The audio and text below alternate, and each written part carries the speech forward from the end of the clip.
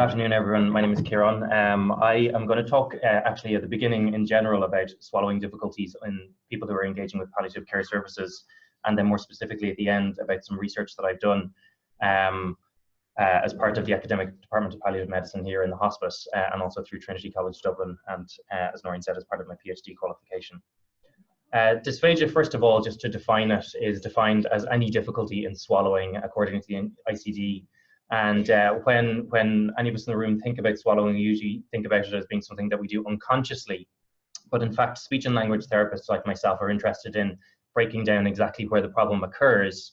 And to that end, there are several stages of swallowing that we look at. The first of which is called the pre-oral or anticipatory phase of swallowing, which is where we maybe see food or smell food or even think about food, and it causes an increase in salivation and our tummies rumble. And our brain actually gets ready to start swallowing and primes our swallowing centers for action. After that, there are three other stages of swallowing that we as speech and language therapists look at. So once we accept a piece of food or some fluids into the mouth, we might need to chew it, but we certainly get it ready at the front of our tongue for swallowing. And what happens at that point is we transport it along the superior surface of the tongue to the pharynx, and then down through the pharynx into the esophagus. And they account for the oral preparatory, oral, and pharyngeal phases of swallowing. Something again, that's okay.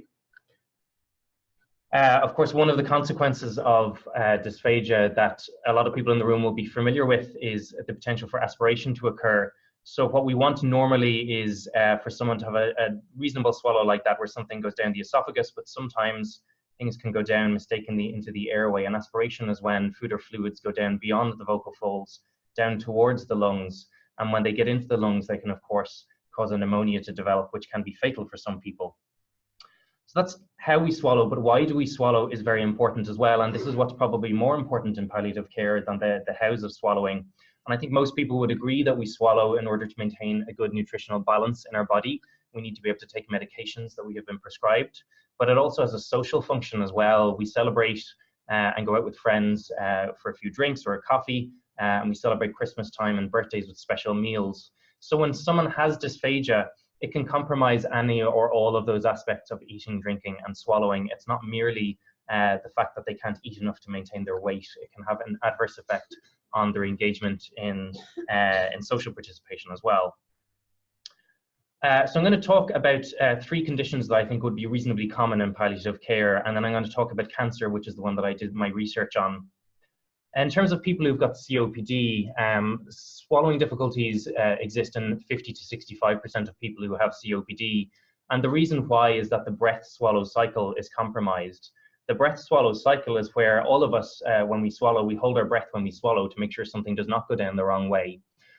This can be disturbed in people who have COPD because they are starved of oxygen, and what their inclination is post-swallow is to inhale rather than exhale as the rest of us would. Because they are starved of oxygen, and that can lead to them drawing food or fluids down into their lungs and causing an aspiration. This is in fact worse during a stage of exacerbation, and in fact the prevalence of dysphagia and the severity of dysphagia increases dramatically when someone is experiencing an exacerbation of COPD. So it's a condition that goes very much hand in hand with dysphagia, and something that we should be asking our patients about. Dementia as well is another condition that features a lot of dysphagia. Unlike COPD, where the pharyngeal phase is affected, it's the oral preparatory and oral phases that are affected here. So oftentimes what we see as clinicians looking at patients with dementia, eating and drinking, is that they hold something in their mouth for a long time, or they chew and chew and chew, and it doesn't seem to trigger a swallow or go down. What this leads to is an increased amount of time needed to finish meals. And what that can in turn lead to is an increasing amount of weight loss and malnutrition, which are hallmark features in dementia and in people who have dysphagia with dementia. One of the things, by the way, that we sometimes recommend for that is something like this. The food is in the top bowl, and in the bottom bowl you fill it with hot water, and it keeps the food warmer for longer so people can finish their meal times and reduce the amount of weight loss and malnutrition. Motor neuron disease is a condition in which there is 50% dysphagia prevalence at the beginning and 100% dysphagia prevalence at the end of the disease. And all of the stages of swallowing are markedly affected. People cannot accept things into their mouth, chew them very well, they lose them out of their mouth They can't trigger a swallow, and when they do swallow, they might need to swallow multiple times in order to get something down. In fact, when people have MND, the aspiration risk increases alongside disease progression, and that is partly because their cough strength is greatly reduced by the disease. Where you and I would normally cough something out if it went down the wrong way, that's not always possible in MND.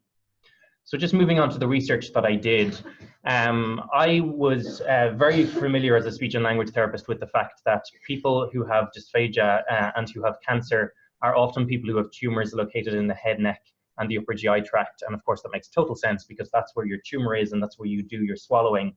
And in fact, almost all research that had ever been published on dysphagia in people with cancer was on this population.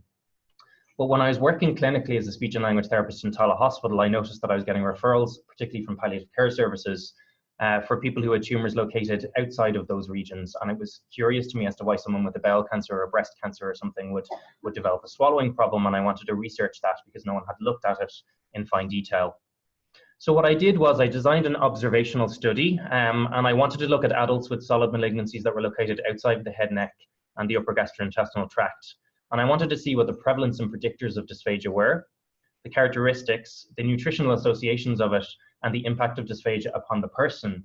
So what I did was I recruited 385 participants whom I screened for potential dysphagia presence. And these were from 2 acute hospitals and a hospice setting. And if someone had an indication of potentially having dysphagia, I did an evaluation with them, both of which the screening and the evaluation involved standardized tools. And I was able to diagnose and characterize their dysphagia in that way. What I also did was, and you might be glad to hear this, Sonia, it was a mixed method study. So I asked patients themselves in their own words about changes through eating and drinking and how it affected them.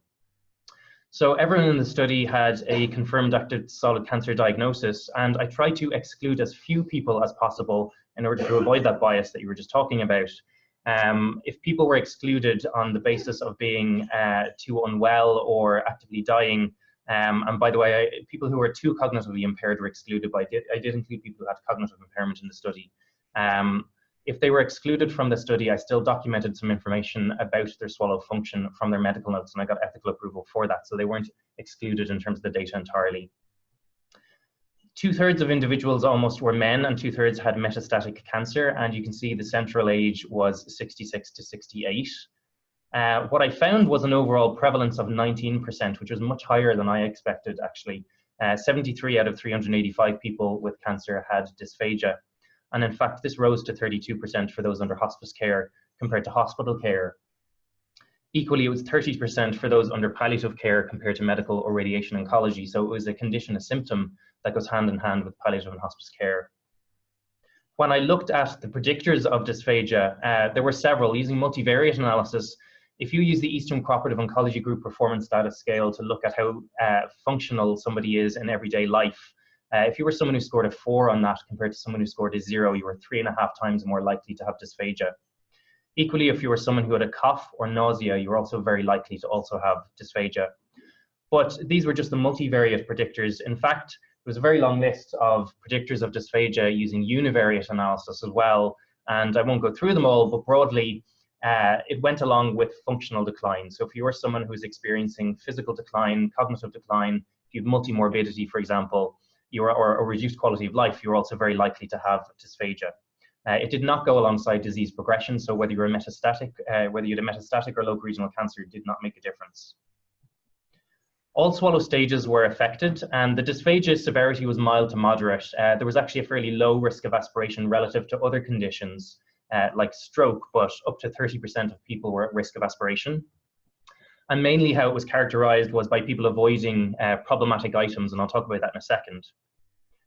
Dysphagia was associated with increasing weight loss over the last 6 months and a cachexia diagnosis. And I think part of the reason why is what people were avoiding.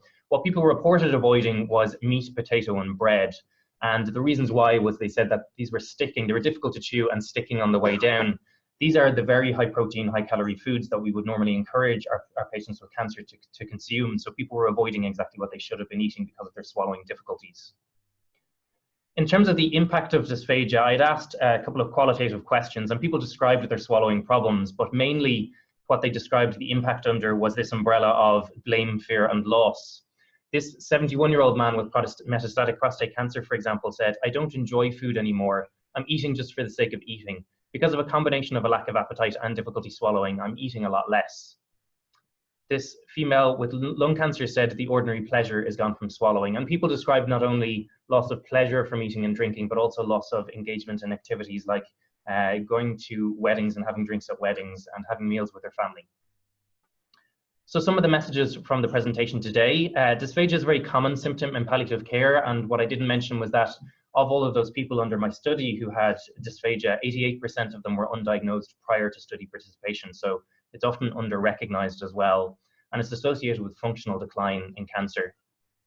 What I found was that the people I asked about swallowing problems didn't really conceive what a swallowing problem was, and that's a difficulty for any clinicians in the room who might be seeing people with cancer. So what I found was that when I asked someone if they had a swallowing problem, they said, "Well, I don't know if it's my loss of appetite or my smell changes or my nausea that's affecting my ability to swallow something." So I said, if you have a problem physically getting something down, then they seem to understand what I meant. So that's how I would advise you. You ask your patients, have you got a problem physically getting something down?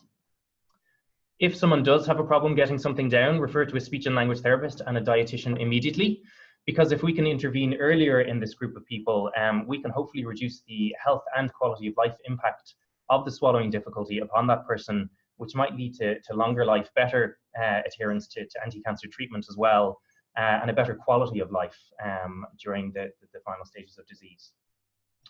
And with that, thank you very much.